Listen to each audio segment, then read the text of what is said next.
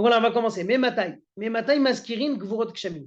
Donc la question elle est, c'est à partir de quand on mentionne dans la tfila, je précise, on mentionne, on va voir c'est quoi la précision du mot mentionner, gvurot kshamim, la force de Dieu par laquelle il nous fait descendre la pluie. Alors on a deux avis, Rabbi Eliezer et Rabbi Yoshua. Rabbi Eliezer Omer, Yom Tov Arishon Shel Chag. Rabbi Eliezer il dit du premier jour de Yom Tov de Sukkot. Premier jour de Yom Tov de Sukkot, c'est le jour dans lequel on commence à mentionner la pluie. Ça veut dire quoi la pluie? Mashiv Aruach Umorida Geshem, donc dans la deuxième bracha de l'Amida. Rabbi Yoshua Omer, Yom Tov Acharon Shel Chag. Rabbi Yoshua dit le dernier jour de Sukkot, qui est halachiquement Shmini Atzeret. On sait très bien que Simchat Torah, c'est le deuxième jour de Shmini Atzeret, comme on est dans un doute. Donc le premier avis, Rabbi Eliezer tient que c'est le premier jour de la fête de Sukkot. Le deuxième avis dit c'est le dernier jour de la fête de Sukkot. Et là, on a une discussion tout de suite entre les deux. Amalo Rabbi Yoshua lui demande Oil ven akshamim, et là, siman klala bechag, lama ou maskir. La pluie, normalement, c'est un signe de malédiction. Pendant la fête de Sukkot, la pluie, c'est une malédiction. Pourquoi c'est une malédiction? Je récapitule ce que Rashi nous dit. En vrai, vous savez très bien que quand il pleut pendant Sukkot, et ben, d'après la halakha, on doit rentrer à la maison et ne pas continuer à manger dans la soukha. Et on considère, que quand on mange dans une soukha, c'est comme si on vient faire une mitzvah devant Dieu. Et quand Dieu nous envoie la pluie, c'est comme si un serviteur vient vers son maître, il lui sert un verre de vin, et quand il lui sert le verre de vin, le maître il lui renvoie le verre de vin à la figure, quelque chose qui est un peu négatif. Et donc on considère que la pluie pendant la fête de Sukkot, c'est pas quelque chose de positif. Et donc Rabbi Yoshua, il dit à Rabbi Eliezer, je ne comprends pas pourquoi on commencerait à mentionner la pluie le premier jour de Sukkot. On devrait le faire le dernier jour, dès qu'on quitte la fête. Pas pendant qu'on mange dans la soukha, on n'est pas intéressé de la pluie pendant la soukha. Alors Rabbi Eliezer, il lui répond, il lui dit non, moi je n'ai jamais demandé de demander la pluie. J'ai jamais dit qu'il faut demander la pluie à Dieu le premier jour de Sukkot. Qu'est-ce que j'ai dit? Afani lomar tilishol, ela leazkir mashivarach umoridageshem beonato. Moi, je n'ai pas dit qu'il faut prier et demander de la pluie pendant la fête de Sukkot. J'ai juste dit mentionner la pluie. Mentionner la pluie, ça veut dire quoi? C'est comme on rentre dans la période de pluie, on commence à parler de la grandeur de Dieu, qui est celui que Mashivarach Moridageshem, celui qui fait souffler les vents et celui qui fait descendre la pluie. Donc on n'est pas en train de demander à Dieu, envoie-nous de la pluie, on est en train juste de mentionner sa grandeur, sa force, qu'il est capable d'envoyer la pluie. Alors Rabbi Yoshua lui dit, attends, alors si c'est comme ça, pourquoi Sukkot? Amarlo Imken, Léolam y est masqué. Il dit, mais alors à ce moment-là, on doit mentionner la pluie, comme tu le dis, toute l'année. Toute l'année, tu peux mentionner la force de Dieu, que c'est un Dieu qui fait descendre la pluie sur le monde. Et donc, il dit comme ça. Il dit, Rabbi Yehuda, alors donc, effectivement, il conclut, on doit mentionner, Rabbi Yoshua lui dit, moi je tiens qu'il faut mentionner la pluie uniquement à la fin de la fête de Sukkot. Mentionner la pluie, c'est une préparation à la demande qui va suivre. Et donc, on reste au moment dans lequel on veut cette pluie, qui est la fin de la fête de Sukkot et non pas au début de la fête de Sukkot. En sholim et akshamim, ela samour l'akshamim. Et donc, on demandera cette pluie uniquement quand on est dans la période de pluie qui nous intéresse, donc après la fête de Sukkot. Là, il dit comme ça. Rabbi Yehuda Omer, alors, Rabbi Yehuda Omer a ouvert l'ifnei teva b'yom tov ha'acharon shel chag, ha'acharon mazkir, harishon eno mazkir. B'yom tov harishon shel pesach, harishon mazkir, ha'acharon eno mazkir. Là, c'est une autre halakha complètement, à la fin de la Mishnah. Il s'agit de savoir, c'est Rabbi Yehuda qui dit cette halakha, et qui parle justement de, est-ce que quand on donne une date pour mentionner la pluie, est-ce que ça commence au soir, comme n'importe quelle date? Vous savez, quand on dit par exemple Sukkot ou Rosh Hashanah, ben, la fête commence le soir, la veille. Est-ce que mentionner la pluie, c'est aussi la même chose? C'est-à-dire qu'on doit commencer à mentionner, quand on dit le dernier jour de la fête, est-ce qu'on doit commencer à mentionner la veille, c'est-à-dire le harvit, le dernier jour de la fête de Sukkot? Est-ce que la veille de Shmini Atzeret, on commence à mentionner? Il dit non. La règle, elle est, c'est que quand celui qui va monter à la Teva, c'est-à-dire le Chazan, eh ben, dans la première Amida, il ne va pas mentionner, mais dans la deuxième Amida, c'est-à-dire le Moussaf, c'est là qu'il va commencer à mentionner la pluie. Et le même système aura lieu aussi à la fin de cette mention de pluie qui est le premier jour de Pessah. Vous savez tous bien, on fait la Tfilat Tal, parce qu'on arrête de mentionner la pluie, on commence à parler de la rosée. Et ben, le premier qui fait Shacharit va mentionner la pluie toujours. Et c'est le deuxième uniquement qui arrêtera de le faire, c'est-à-dire à Moussaf. Donc dans la Mishnah, si on la partage en deux halachot. La première, c'est une discussion entre Rabbi Eliezer et Rabbi Yoshua. Rabbi Eliezer, il tient que on mentionne la pluie dès le premier jour de Sukkot. Rabbi Yoshua, il tient, on mentionne la pluie uniquement le dernier jour de Sukkot, car on ne veut pas avoir cette pluie pendant la fête. Deuxième partie de la Mishnah, c'est une autre halakha complètement, qui précise à quel moment de la journée on fait la transition entre ne pas mentionner la pluie et commencer à mentionner la pluie. Le shacharit, on ne mentionne pas, et pendant Moussaf, on mentionne. Et de même, quand on arrêtera de mentionner la pluie, c'est-à-dire le premier jour de Pessah, le shacharit, on mentionne toujours, et c'est à partir de Moussaf qu'on arrête de mentionner la pluie. Donc c'est une Mishnah assez simple. On a ces deux halakhot intéressantes, deux avis au départ de Rabbi Eliezer et Rabbi Yoshua. On en parlera beaucoup plus tard dans la Gemara des deux avis, voir est-ce qu'il y a d'autres avis. On verra en vérité, on découvrira dans la Gemara beaucoup d'autres avis sur exactement quel jour de Sukkot on commence à mentionner la pluie. Mais là, la Mishnah, là, la Gemara qu'on va entamer tout de suite, elle va s'arrêter sur d'autres détails de la Mishnah. D'abord, des détails un peu plus généraux, si on peut dire, de la Mishnah. Donc, on y va. La Gemara commence avec cette question que plusieurs fois, la Gemara pose sur une Mishnah de début de Masechet. Quand on commence une nouvelle Masechet, on commence un nouveau traité, et ben, la Gemara se pose plusieurs questions. Et la première, qui est la plus évidente, c'est commencer une Gemara avec cette phrase « Mais matai maskirin gvorot kshamim ». À partir de quand je commence à mentionner la pluie? D'abord, il faut savoir qu'il faut mentionner la pluie. Ça, c'est la première information qu'il faut connaître. Deuxième information qu'il faut connaître, c'est à quel endroit de la tefila on mentionne la pluie. Et après, on parle du timing. À partir de quand? Là, comme si que la Mishnah commence en plein milieu d'un sujet. Comme si qu'on connaît déjà la halachot, qu'il faut mentionner la pluie, Mashiva Ruach, et ça se mentionne dans la deuxième bracha de l'Amida. Et donc, la Gemara, elle demande, elle dit tout de suite. Donc, Gemara, donc Tana et Chakai. Première question de la Gemara elle demande, elle dit, mais ce Tana de la Mishnah, c'est où qu'il se trouvait, c'est où qu'il était, dans quel sujet il est en train d'étudier, qu'il arrive avec cette question, mais Matai Maskirin Gvurot Kshamim, des Katané, mais Matai, qui nous enseigne cette question. À partir de quand on mentionne la pluie? Tana Atamkai. Alors il dit le Tana, en vrai, il était dans un sujet précis qu'on a vu dans Masechet Brachot. Là-bas, des Katané, on enseigne Maskirin Gvurot Kshamim Betriat Ametim, c'est-à-dire qu'en vrai, le Tana, il connaissait déjà la halacha qui est mentionnée dans Masechet Brachot, dans laquelle là-bas on dit qu'on mentionne la pluie dans la Beracha Mechaye Ametim. Vous allez voir que c'est Ata Gibor Lolam Hashem. Ensuite on dit Mechaye Ametim. Veshualim Bibirkat Hashanim. La demande de la pluie va se passer dans la bracha de Mevarech Hashanim. Dans Barech Alenu ou Barechenu, c'est là-bas qu'on va mentionner la pluie. Avdala Bechonen Adat, et la Avdala de samedi soir, on l'a dit quand? Dans la bracha de Chonen Adat. Donc en vrai, ce qui est intéressant ici, c'est qu'il y a déjà une Mishnah qui nous a déjà enseigné en vrai ces halachot. Et là, ce Tana, il arrive suite à cette Mishnah. Des Katané, et il nous enseigne, mais Matai Maskirim, c'est là que le Tana, dans notre Gemara à nous, il se pose la question, à partir de quand je mentionne cette demande de pluie?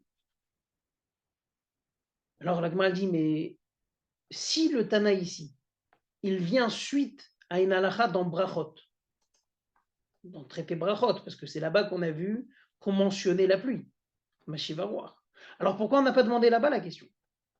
Pourquoi on ne la demande qu'ici? Velit Neatam, on n'a qu'à enseigner cette question là-bas, dans Masechet Brachot. Maishna de Shavka Daha, pourquoi il laisse cette question jusqu'ici, dans notre Gemara? Alors la Gemara dit, c'est vrai.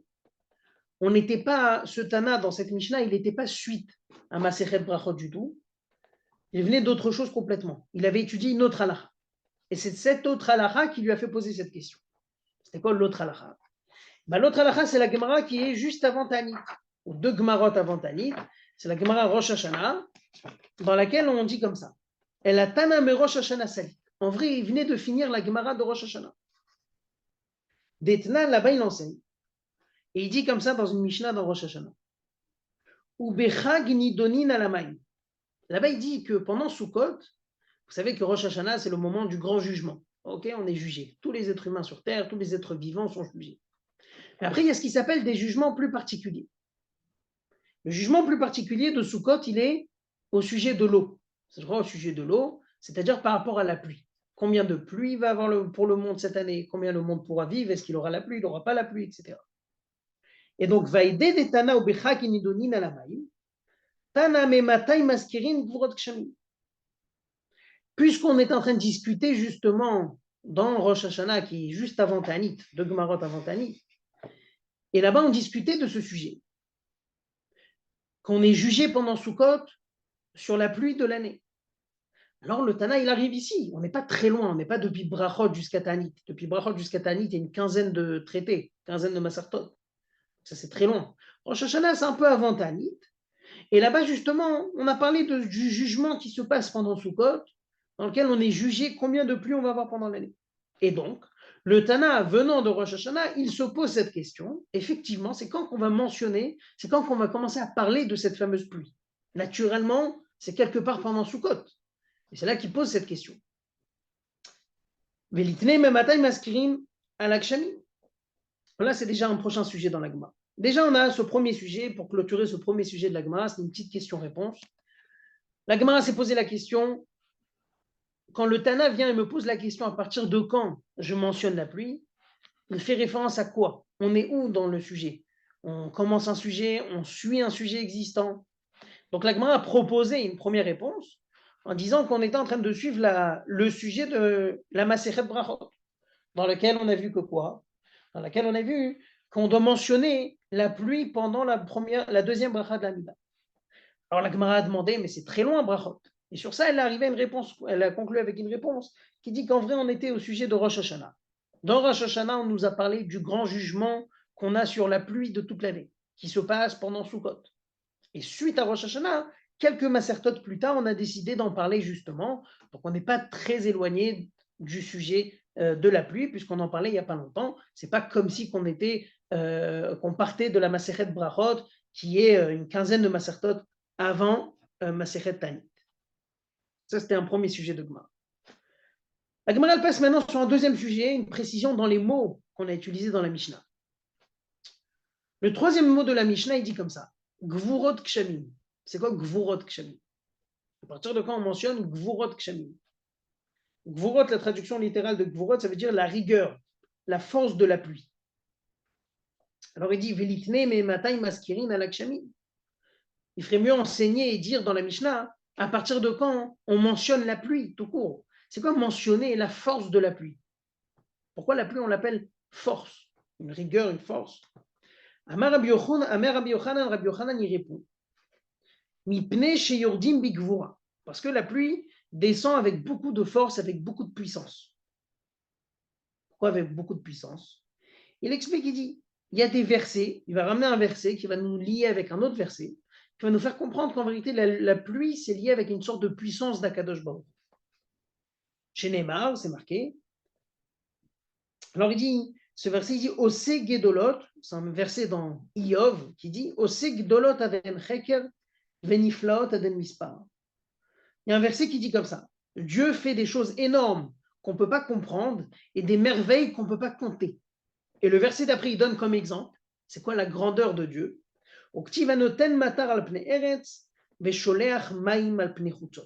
Dieu envoie la pluie sur la terre et il envoie de l'eau de partout. Alors il dit, bon, mais et quel rapport avec la force? On parle de grandeur, mais on ne parle pas forcément de force. Il dit, Maïmashma, qu'est-ce que tu apprends de ces versets? En vrai, on apprend, on fait ce qui s'appelle une Gzera Shava. Gzera Shava, ça veut dire que des fois, quand on retrouve un terme utilisé dans un verset, on peut comparer le sujet du verset avec un autre verset qui tu vas utiliser le même terme. Ici, on a utilisé le mot la grandeur de Dieu.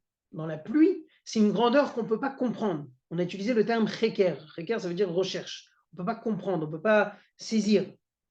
Et dit, on retrouve ce même mot dans la création du monde.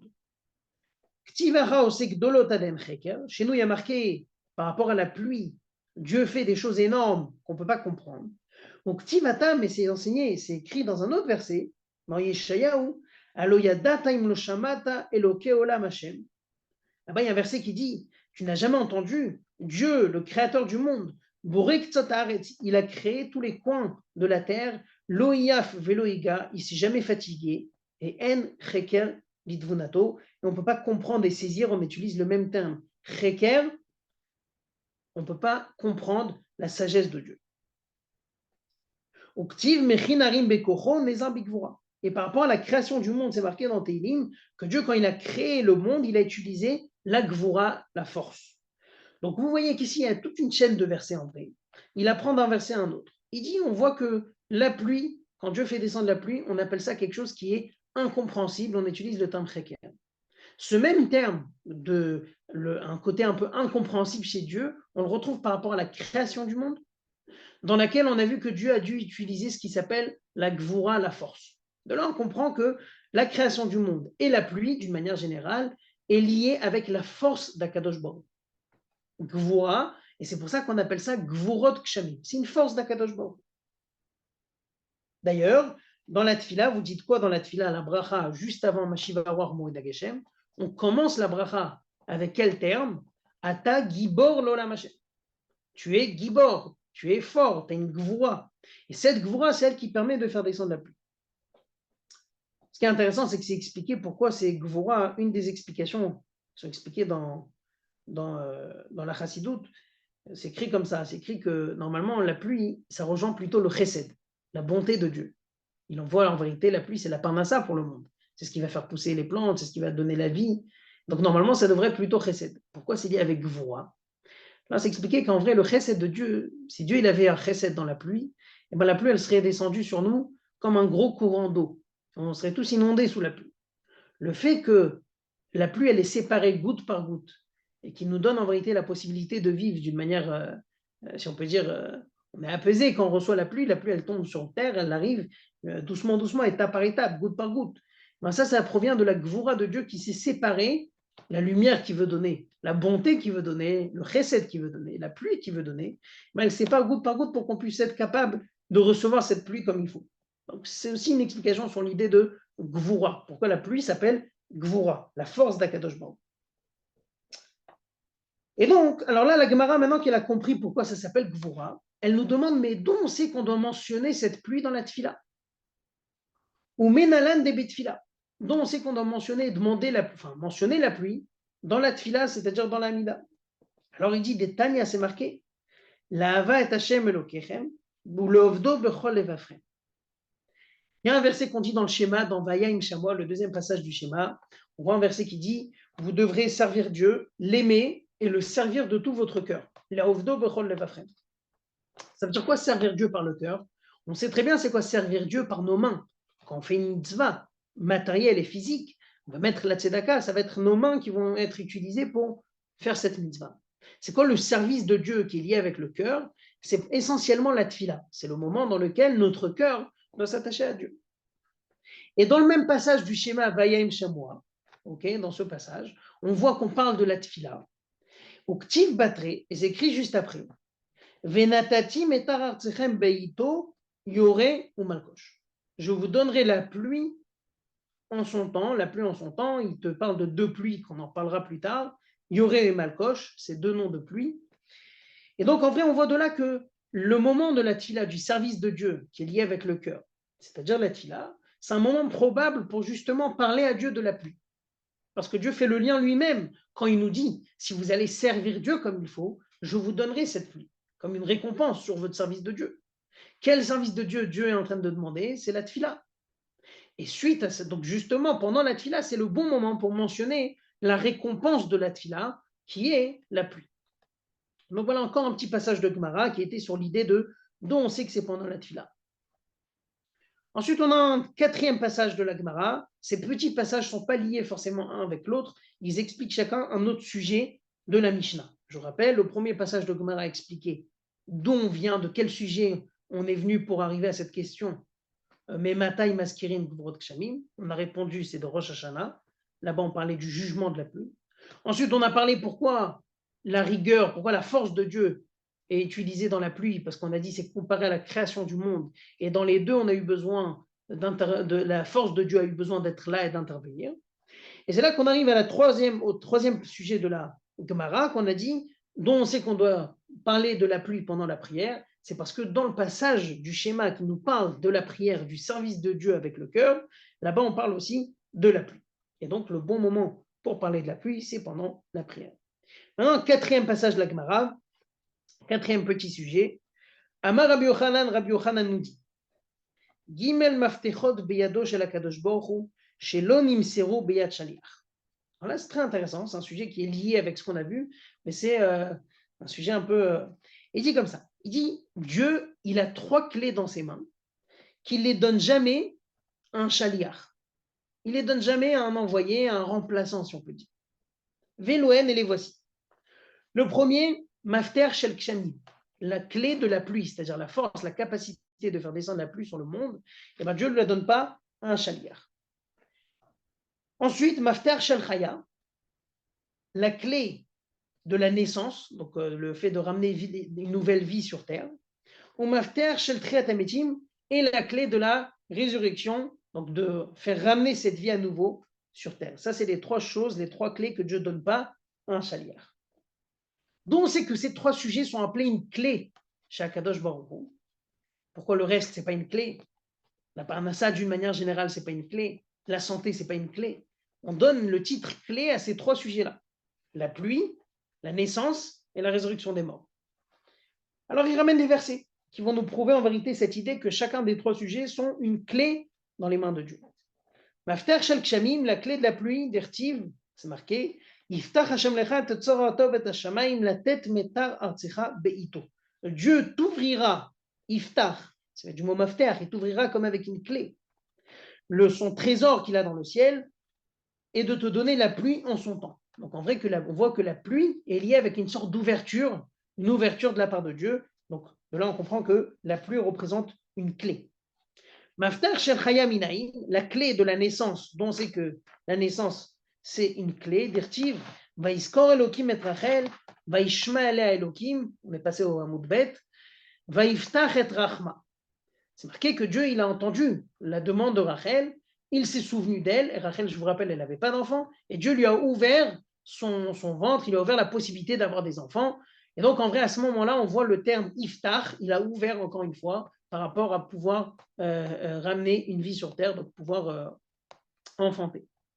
Et Maftar chez le Triatametin Inaïn, donc la 3e, c'est la clé de la résurrection des morts, dont c'est, d'Ertiv, c'est marqué.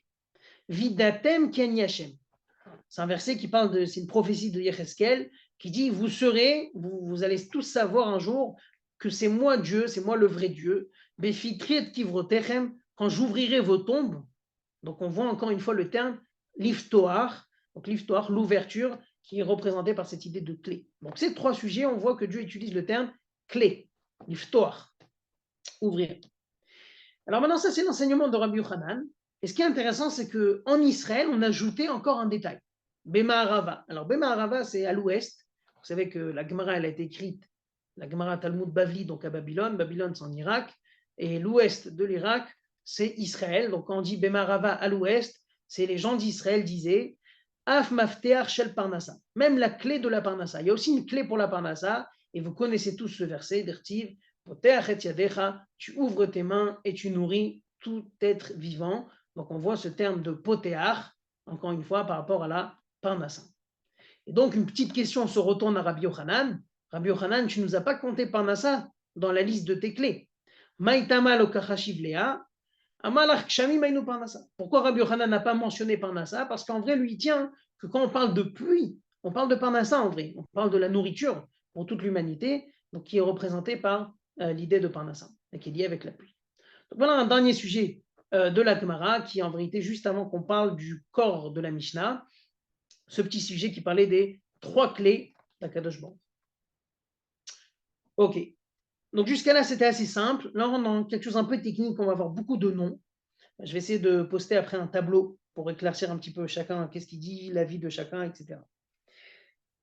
Bon, alors, donc là on va, juste pour rappeler avant qu'on rentre dans le sujet de la Gemara maintenant, on va rappeler l'avis de chacun. Vous vous rappelez, dans la Mishnah, on a vu 2 avis par rapport à quel moment on commence Mashiv Aroach Morida Geshem. Le premier, c'était qui? C'était Rabbi Eliezer. Lui disait le premier jour de Sukkot, c'est le moment justement de mentionner la pluie. Et Rabbi Yoshua nous disait c'est le dernier jour de Sukkot. Alors, ce qui est intéressant de savoir, c'est déjà les raisons de chacun. Et vous savez, dans la Gemara, à chaque fois qu'on ramène les raisons de chacun, on essaie de comprendre aussi pourquoi l'autre n'a pas dit comme lui. C'est facile de donner la raison de chacun et de dire lui, il a dit parce qu'il tient de cette raison et l'autre, il a dit ça parce qu'il tient d'une autre raison. En vrai, l'idéal, c'est de comprendre pourquoi l'un, il n'a pas pris la raison de l'autre et pourquoi l'autre, il ne tient pas de la raison de l'un. Comprendre un peu l'avis de chacun jusqu'au bout. Alors, on y va. Rabbi Eliezer, Omer, Miyom Tov Arishon Shel Chag, Kroulé. Donc, ça, c'est, on reprend la phrase de la Mishnah. Ils se sont posé la question dans le Beth Midrash. Rabbi Eliezer, Mecha Gamirla. Rabbi Eliezer, d'où il a appris cette halakha qu'on commence le premier jour de Sukkot. Mais Lulav Gamarla, Omenisu Hamaim Gamarla. Alors, on va expliquer un petit peu deux notions rapidement avant qu'on rentre dans le corps du sujet. Vous savez que dans la Torah, on n'a jamais écrit, c'est pas écrit dans la Torah qu'il faut mentionner la pluie à partir de Sukkot. C'était instauré par les sages. Maintenant, chaque chose qui a été instaurée par les sages, on essaye de trouver une sorte de source dans la Torah, une sorte de makor, d'où ça vient, si on peut comparer ça à une mitzvah existante. Des fois, vous allez voir, les sages, ils vont instaurer une nouvelle mitzvah, ils vont la comparer à une mitzvah déjà existante. Par exemple, on veut fêter Hanouka, et ben on va faire quoi? On va donner la mitzvah d'allumer des bougies d'une Hanoukia, un peu comme au Beth Amikdash, on allumait les bougies de la Menorah. Ça va être toujours une mitzvah qui ressemble un petit peu à ce qui est écrit dans la Torah. Là, on veut mentionner la pluie pendant Sukkot. Donc, on veut le lier avec la fête de Sukkot. Alors, on va essayer d'analyser un petit peu pourquoi il a choisi le premier jour et par rapport à quelle mitzvah il se réfère quand il dit on commence le premier jour de Sukkot. La fête de Sukkot, elle consiste 3 mitzvot essentielles. Une des 3, on ne va pas en parler, c'est la souka. Mais les 2 autres, on va en parler justement. La première, c'est le lulav. Le lulav, il commence quand? Il commence le matin du premier jour de Sukkot. Et la deuxième, c'est une mitzvah qu'on a reçue à l'Achal Moshe Misinaï, c'est-à-dire depuis Moshe Rabbeinu, on la pratique. Elle n'est pas écrite dans la Torah, elle est allusionnée dans la Torah. Et cette mitzvah-là, c'est Nisur Hamaim. C'est quoi Nisur Hamaim? C'était le moment où on faisait la libation sur le Misbéach. Sur l'autel, on faisait des sacrifices, mais on faisait aussi des libations. On versait du vin pendant toute l'année. On versait du vin. Chaque sacrifice qu'on devait approcher, on devait ramener aussi une certaine quantité de vin qu'on versait sur le Misbéach dans un endroit qui était prévu pour ça. Pendant 7 jours dans l'année, on versait aussi de l'eau. C'était pendant Sukkot, on versait de l'eau, ce qui se lie en vérité avec tout ce qu'on a vu, que pendant Sukkot, on a été jugé sur l'eau. C'est pour ça qu'on a pas mal de choses qui sont liées avec l'eau. On versait l'eau sur le Misbéach. Il y avait toute une cérémonie que vous savez très bien qui se passait pendant la nuit, avant la matinée, parce qu'on versait l'eau le matin. Mais toute la nuit, on dansait. C'est ce qui s'appelait Simchat Bet HaShoeva, la joie dans laquelle on puisait l'eau. Shoeva, c'est même du mot puiser. Donc, on allait puiser cette eau pendant la nuit. Alors, regardez la question de la Gemara, on va tout de suite comprendre c'est quoi cette question. La Gemara, elle demande, elle dit comme ça. Je reprends Ibayalou. Ibayalou, on a objecté. Rabbi Eliezer Mecha Gamirla. Rabbi Eliezer, c'est d'où il déduit cette halakha qu'il faut mentionner la pluie le premier jour de Sukkot. Est-ce qu'il a appris Milulav Gamarla ou Mini Suchamaim Gamarla? Est-ce qu'il a déduit et il la rattache avec la mitzvah du Lulav ou du Nisuchamaim, c'est-à-dire la libation de l'eau? Alors, elle explique, la Gemara, c'est quoi son doute? Si tu dis Milulav Gamarla, si on le déduit du Lulav, à partir de quand commence Lulav? Le premier jour, certes, mais quand? La journée ou la nuit? Ma Lulav Bayom, Afaskara Bayom. Le Lulav, on le commence la journée. Donc aussi, on mentionnera la pluie le premier jour, mais la journée. C'est-à-dire que Arvit du soir, Arvit de la veille du premier soir de Sukkot, on fait toujours Moridatal. On n'est pas encore passé au Mashivaou. Odilma Menisuchamaim Gaman. Ou peut-être il a déduit de Nisuchamaim, de la libation de l'eau. Et Manisuchamaim Morta. Damarmar Minchata Meniskem Afilu Balayla. Afaskara Morta. Il te dit de la même manière que Nisuchamaim, la libation de l'eau, on remplissait l'eau pendant la nuit, on puisait l'eau pendant la nuit. Et donc il te dit, ce qu'on apprend, je ne vais pas entrer dans le détail, mais on apprend ça parce que c'est marqué au Minchatam Veniskem. Minchatam, c'était les offrandes. Et les offrandes, on pouvait les ramener la nuit. De là, on apprend que aussi les libations qu'on ramenait sur le Misbéach, on pouvait les ramener pendant la nuit. Et donc en tout cas, il te dit, si la libation de l'eau sur le Misbéach, elle se faisait déjà à partir de la nuit, alors à ce moment-là, Afaskara Morta, mentionner ma Shiva, on commence aussi depuis la veille, donc depuis le premier soir de Sukkot. Alors, donc ça c'est la question de savoir, Rabbi Eliezer, toi qui dis le premier jour, pourquoi est-ce que le premier jour c'est le premier jour le matin, tu l'as pris de l'oulav, ou le premier jour c'est le premier jour, la veille du premier jour, le soir du premier jour, et tu l'as pris de Nisur Hamay. Tashma vient écoute. Dama Rabbi Abaou, l'olemada Rabbi Eliezer et la miloulav. Rabbi Abaou il explique, il dit, Rabbi Eliezer il a pris cette halakha du loulav. Ikadamre Rabbi Abaou Gmara Gamirla. Alors, c'est quoi la source de Rabbi Abaou? D'où il sait, Rabbi Abaou, qu'on a appris ça du loulav? Alors, il y en a qui disent qu'il a reçu de ses maîtres, mais il y en a qui disent qu'il a trouvé ça dans une braïta, dans un enseignement. C'est quoi l'enseignement? Des Tanya, il y a un enseignement qui dit comme ça, une braïta qui dit comme ça. Un peu comme notre Mishnah en vrai. À partir de quand on mentionne la pluie? Rabbi Eliezer Omer Mishat Netilat Lulav. Rabbi Yoshua Omer Mishat Anachato.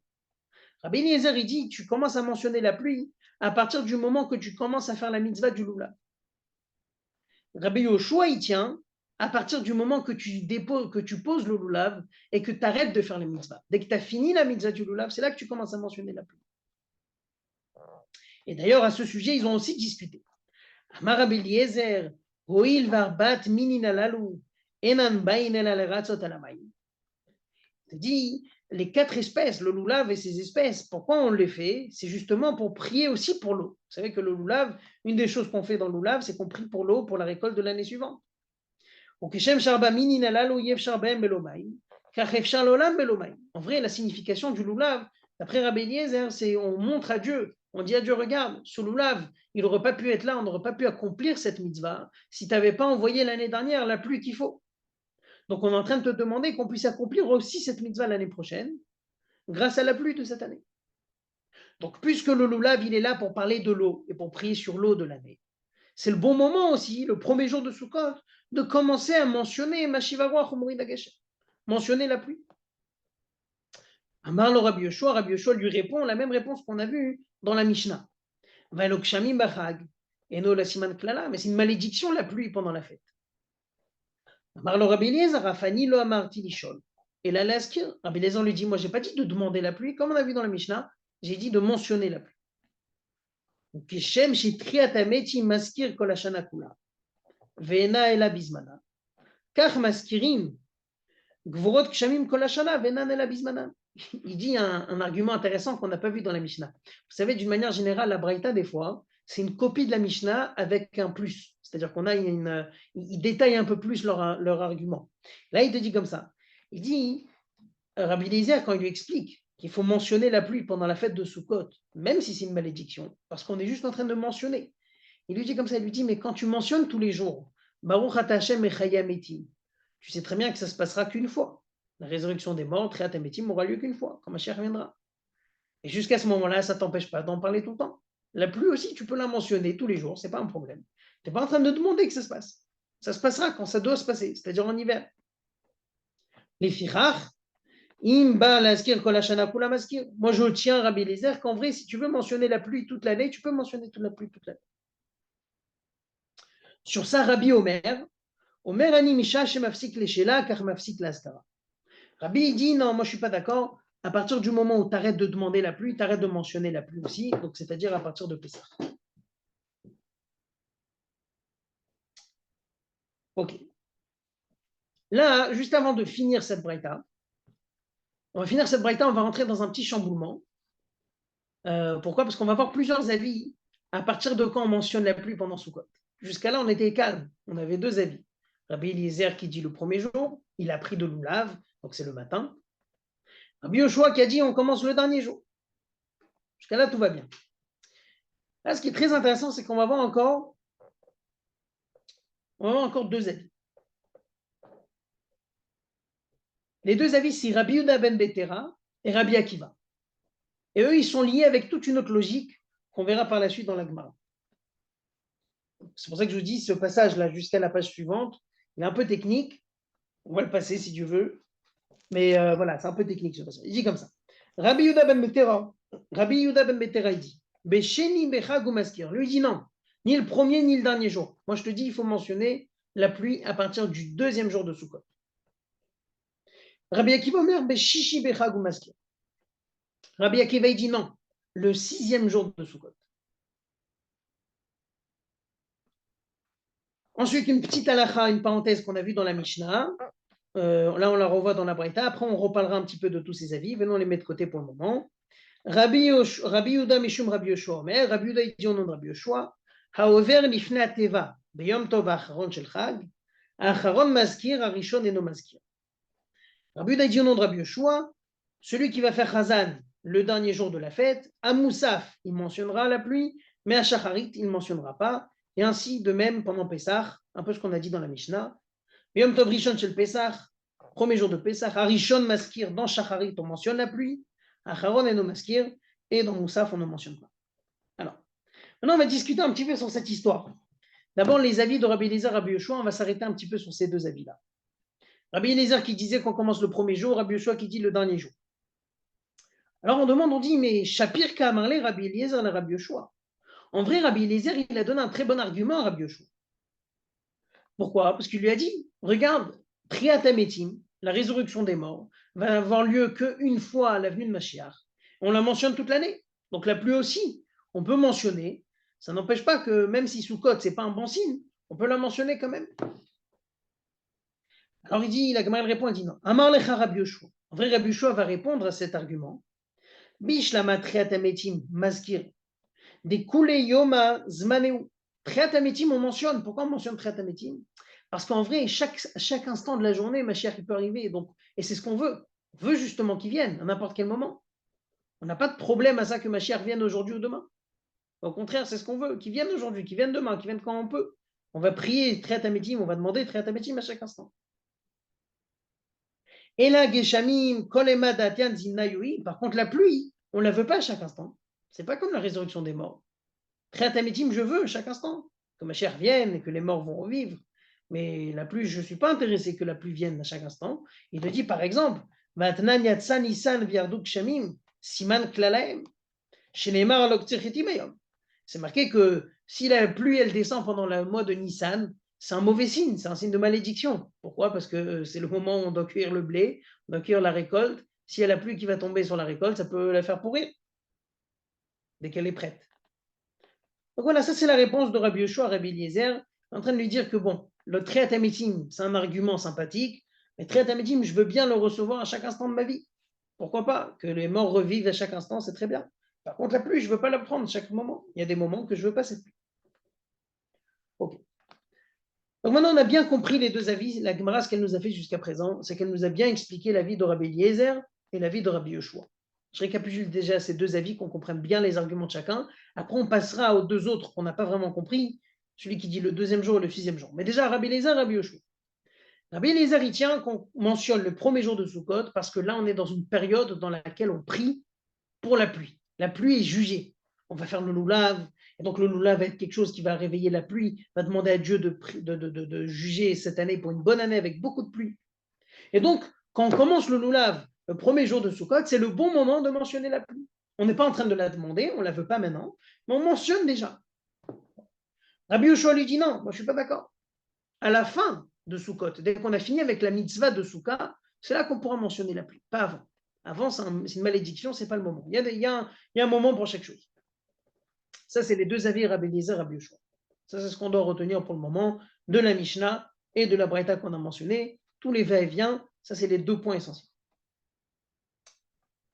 Maintenant, on va rentrer dans le corps du sujet de Rabbi Yehuda ben Betera, les deux autres avis qu'on n'a toujours pas expliqués.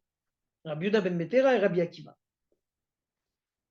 Rabbi Yehuda ben Betera, il nous disait que c'est le deuxième jour de la fête qu'on mentionne la pluie. Rabbi Akiva, il disait que c'est le sixième jour de la fête qu'on mentionne la pluie.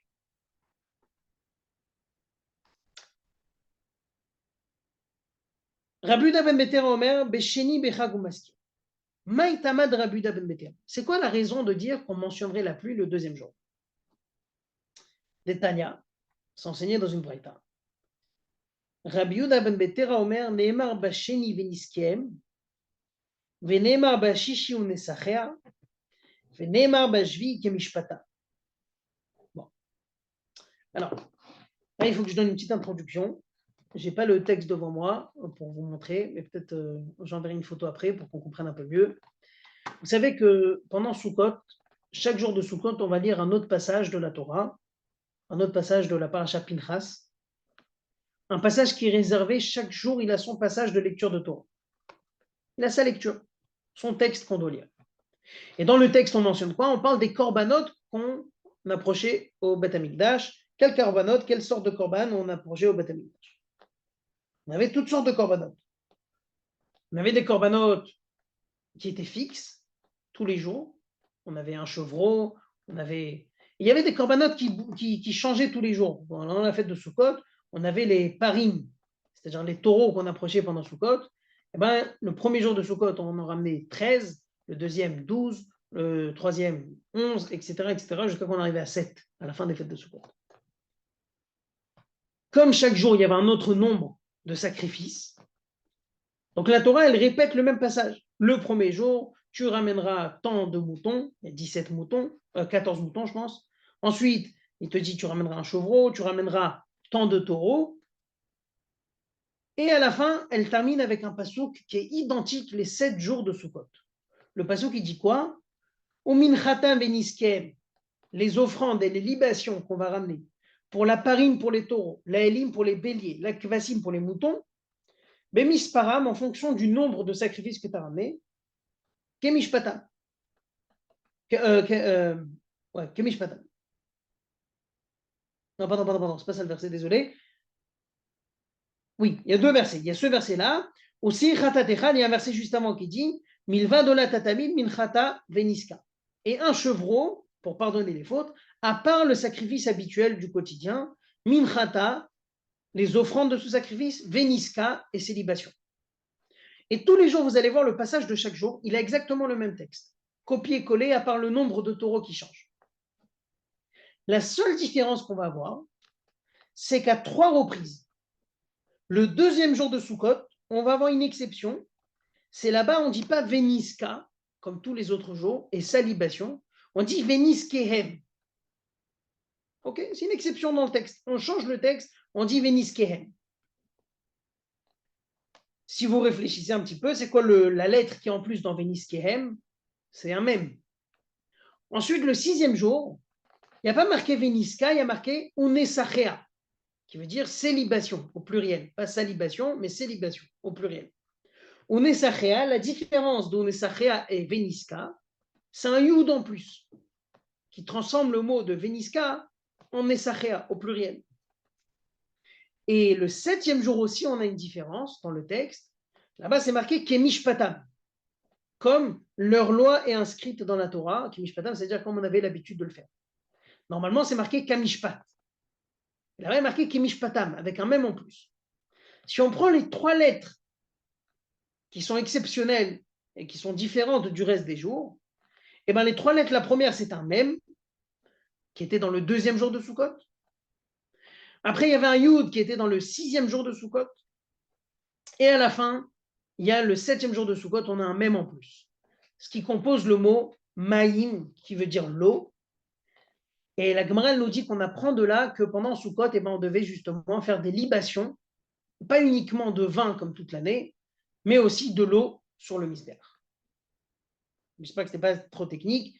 3 lettres qui sont exceptionnelles dans les passages de Sukkot. La première, elle se situe dans le passage du 2e jour de Sukkot, c'est un même. Ensuite, la deuxième, elle se situe dans le 6e jour de Sukkot, c'est un yud. Et la troisième se situe dans le 7e jour de Sukkot, c'est encore une fois un même, qui compose le mot maïm. Bon. Quelle importance ça a pour nous? Pourquoi on parle de tout ça? Alors, dans les mots, on reprend des Tanya, donc la deuxième des moyennes lignes. Rabbi Yehuda ben Betera Omer, Rabbi Yehuda ben Betera nous dit Neemar basheni viniskem, venemar bashishi unesachea, venemar bashvi kemishpatam. Il dit, il y a marqué veniskem, venesachea et kemishpatam, 3 mots qui sont différents du reste du texte de Sukkot. Aré même yud même, les lettres exceptionnelles sont le même, le yud est le même. Aré kan maim, ça forme le mot maim qui veut dire l'eau. Mikan remez le nisuch hamayim min Torah, de là on apprend une allusion à la libation de l'eau dans notre Torah, ce n'est pas quelque chose qui est écrit clairement, on apprend de ces 3 lettres-là. Non, alors il dit comme ça. Alors il dit, bon, alors pourquoi lui tient qu'il faut mentionner l'eau le 2e jour de Sukkot? Il dit très simple. Parce que c'est à partir de quand qu'elle commence cette exception qu'on a dit? On a dit c'est le 2, le 6 et le 7. Les 3 lettres exceptionnelles se situent dans le 2e jour, le 6e jour et le 7e jour.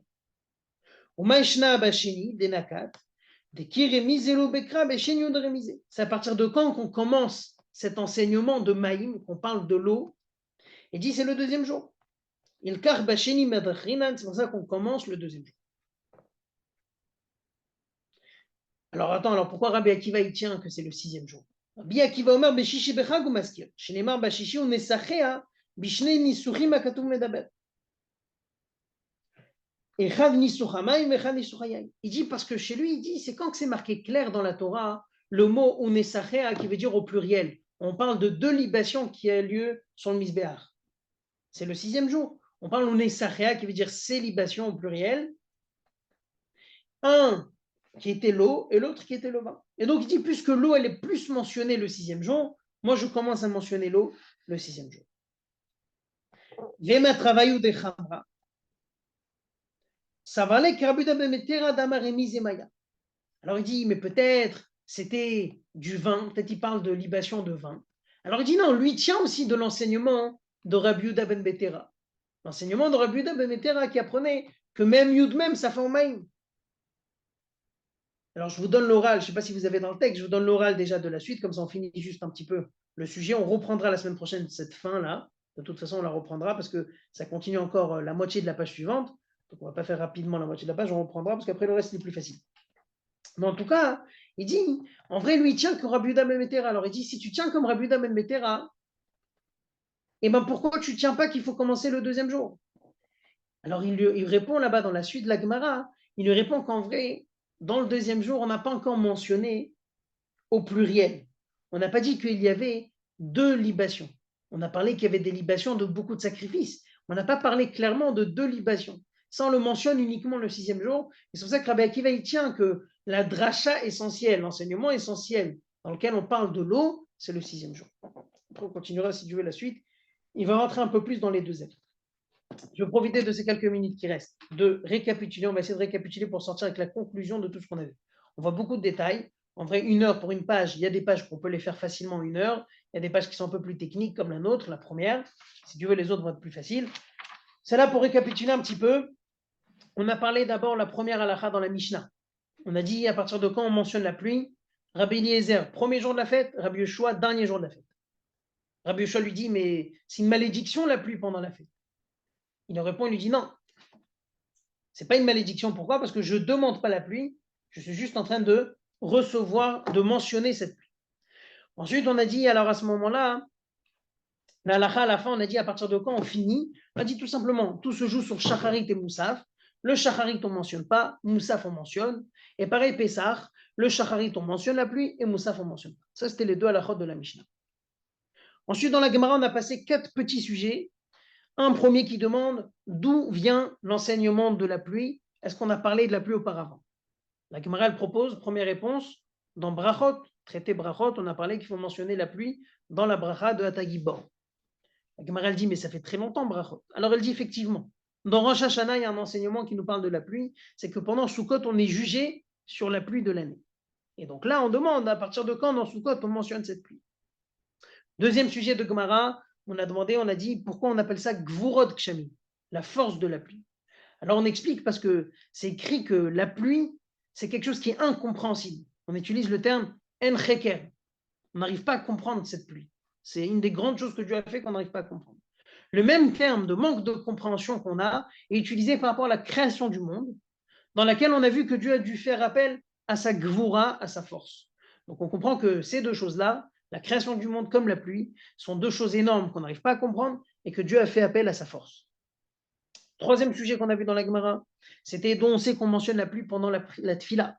On dit parce que Dieu lui-même nous met les 2 sujets, la pluie avec la tfila dans le passage de Vayim Shamoa, dans lequel il parle du service de Dieu par le cœur, qui est la tfila, et la pluie qui suit, Ve Natatim et Taratzichem.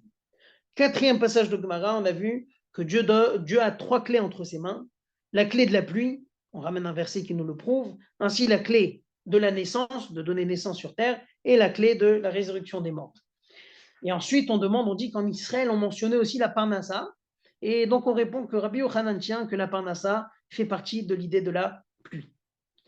Ça, c'était les 4 petits sujets du début de la Gemara. Dans la deuxième page, on est rentré un peu plus dans le corps du sujet de Rabbi Eliezer et Rabbi Yoshua, c'est-à-dire à partir de quel jour on mentionne la pluie, premier ou dernier jour de la fête.